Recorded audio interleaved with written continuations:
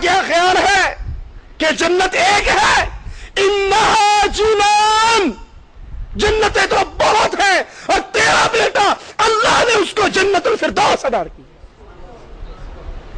یہ سنتے ہی اللہ اکبر کہتی ہے، خوشی کا اظہار کرتی ہے اور اپنے گھر کے اندر داخل ہو جاتی ہے، زبان حال سے کہتی ہے اللہ بیٹا بڑا محبت کرنے والا، میں نے وہ تیرے راستے کے اندر قربان کروایا، اگر تو اس پر راضی ہے تو میرے بھی جنت میں جانے کا راستہ بنا دے۔ جن کو یقین آ جائے اللہ کی جنت میں، وہ مستقبل دنیا کے مال و متاع کو نہیں سمجھتے، وہ مستقبل اللہ کی جنت کو سمجھتے ہیں۔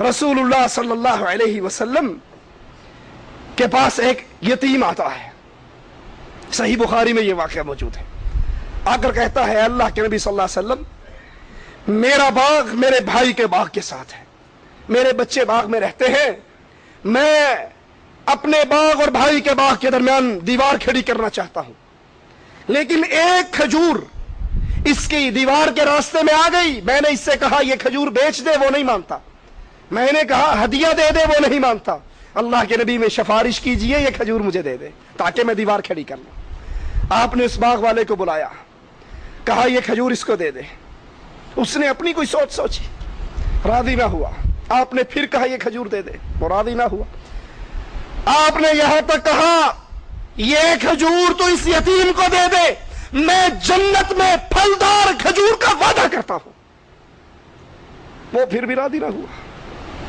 ابو دہدا قریب ہی بیٹھے یہ بات سن رہے تھے، کہنے لگے اللہ کے نبی صلی اللہ علیہ وسلم یہ سودا صرف اسی کے ساتھ ہے یا جو کھجور لے کے دے دے؟ کہا جو بھی لے کر دے دے۔ یہ اس کھجور والے کے پیچھے آئے، کہا تو جانتا ہے ابو دہدا کا باغ مدینے میں دیکھا ہے تو نے؟ کہا اس باغ کو کون نہیں جانتا، 600 کھجوریں ہیں جس باغ کے اندر، چشمے ہیں جس باغ کے اندر۔ کہا کیا تو راضی ہے یہ سارا باغ تو لے لے اور ایک کھجور مجھے دے دے، سارا باغ تو لے لے۔ وہ حیران ہو کر کہتا ایک کھجور کے بدلے میں سارا باغ؟ کہا سارا باغ، ایک کھجور مجھے دے دے۔ وہ لوگوں کی طرف اشارہ کرتا ہے کہ گواہ ہو جاؤ کہیں یہ مکر نہ جائے۔ کہا بھلے آدمی تجھے تو یہ فکر ہے کہیں مکر نہ جائے، اور مجھے یہ فکر ہے اگر تو باغ پہ بھی راضی نہ ہوتا میں ساری جائیداد تجھے دے کر یہ کھجور لے لیتا۔ دوڑتے ہوئے رسول اللہ صلی اللہ علیہ وسلم کے پاس ہے، اللہ کے نبی میں نے سارا باغ دے کر یہ کھجور لی، اب یہ کھجور میں آپ کو دیتا ہوں، اس یتیم کو دے دو، اس کے بدلے میں جنت کی کھجور کا وعدہ مجھ سے کر لو۔ اللہ کے نبی صلی اللہ علیہ وسلم فرماتے ہیں ابو دہدا ایک کھجور کتنے ہی کھجوروں کے وہ درخت ہیں جنت میں جو پھلوں سے لدے ہوئے ابو دہدا کے ہیں۔ صحابی راوی حدیث کہتا ہے یہ جملہ نبی نے ایک بار نہیں بار بار کہا، کتنے ہی کھجور کے درخت پھلوں سے لدے ہوئے جنت میں ابو دہدا کے ہیں۔ ابو دہدا واپس آئے، باغ کے دروازے پہ کھڑے ہوئے، اندر داخل نہیں ہوئے، وہیں سے آواز لگائی ام دہدا باہر نکل آؤ۔ کہا باہر نکل آؤں؟ آج خامد گھر میں نہیں آ رہا، باہر سے ہی بلا رہا ہے۔ کہا کیوں؟ کہا یہ باغ ہمارا نہیں رہا۔ کہا ہمارا نہیں رہا؟ اتنے سالوں کی محنت سے قطرہ قطرہ جوڑ کر یہ باغ بنا تھا، ہمارا نہیں رہا؟ کہا نہیں۔ کہا کیسے بیچا؟ کہا ام دہدا یہ باغ دے کر رب سے جنت لے لی ہے۔ مبارک لوگوں کی بیویاں بھی مبارک ہوتی ہیں، فوراً کہتی ہے ابو دہدا پھر باہر انتظار کرو، اندر آنے کی ضرورت نہیں، اور مبارک ہو جو سودا تو نے کیا ہے یہ بڑے نفع کا سودا ہے۔ اپنے بچوں کو لیا، باہر نکلی، جب دروازے پہ پہنچی بچوں کو دیکھا ان کی جیب کے اندر کچھ کھجوریں تھی، وہ ساری کھجوریں نکال کر باغ میں پھینک دی۔ کہا بیٹو یہ ہماری نہیں، رب کی کھجوریں ہیں۔ ایک چھوٹا سا بچہ اس نے ایک کھجور اٹھائی اپنے منہ میں ڈالی، بھوکا، انگلی ڈال کے اس کے منہ سے کھجور نکال لی۔ کہا بیٹا یہ کھجور ہماری نہیں، اس کے بدلے ہم اللہ سے اس کی جنت کو خرید چکے ہیں۔ اور وہ کھجور دہدا واپس آئے۔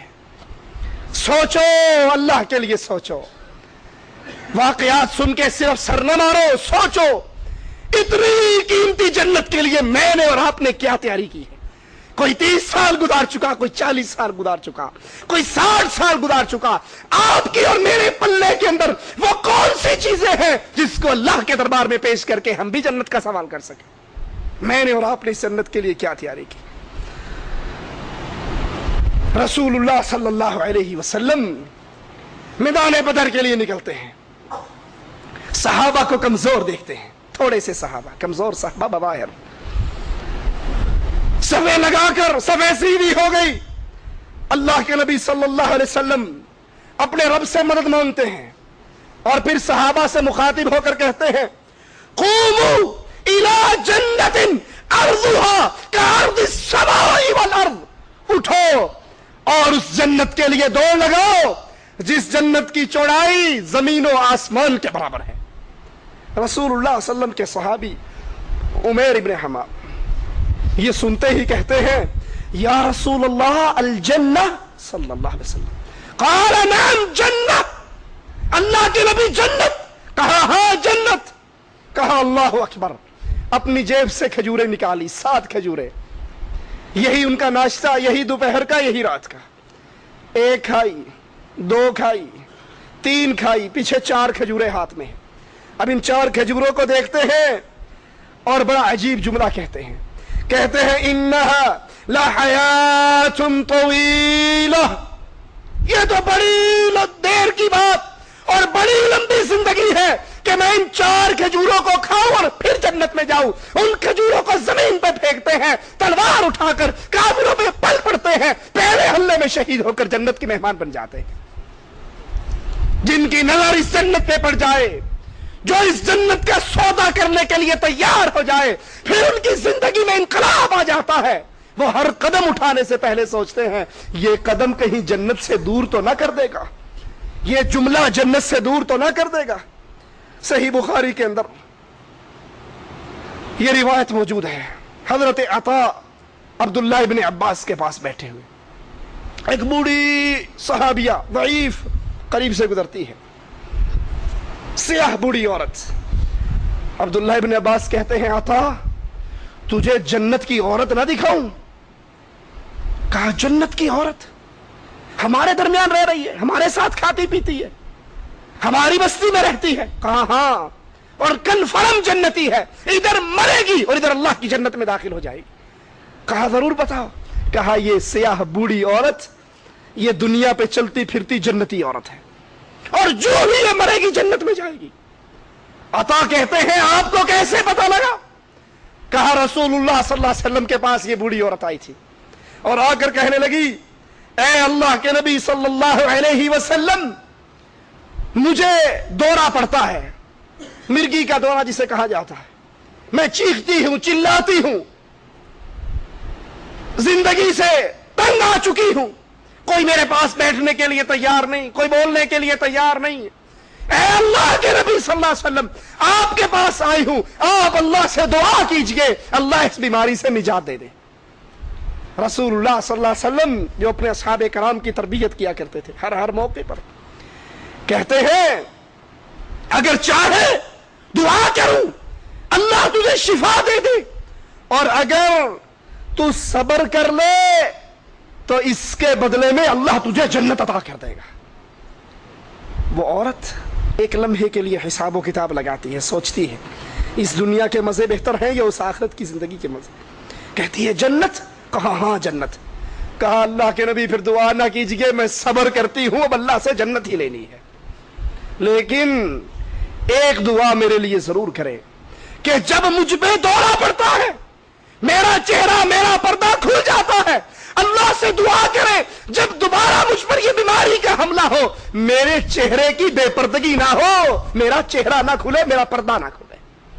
آپ نے دعا کی اور اس نے صبر کر کے اللہ کی جنت لے لی۔ ہم کیا کر رہے ہیں؟ ہماری سوچ کیا ہے؟ ہماری فکر کیا ہے؟ ہماری تیاری کیا ہے؟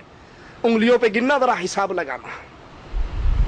جن کی فکر، جن کی سوچ اللہ کی جنت لینی ہو، ان کی زندگی کا حال کیا ہوتا ہے؟ احد کا میدان، رسول اللہ صلی اللہ علیہ وسلم کفار کے نرغے میں آ گئے، آپ کے ساتھ صرف 7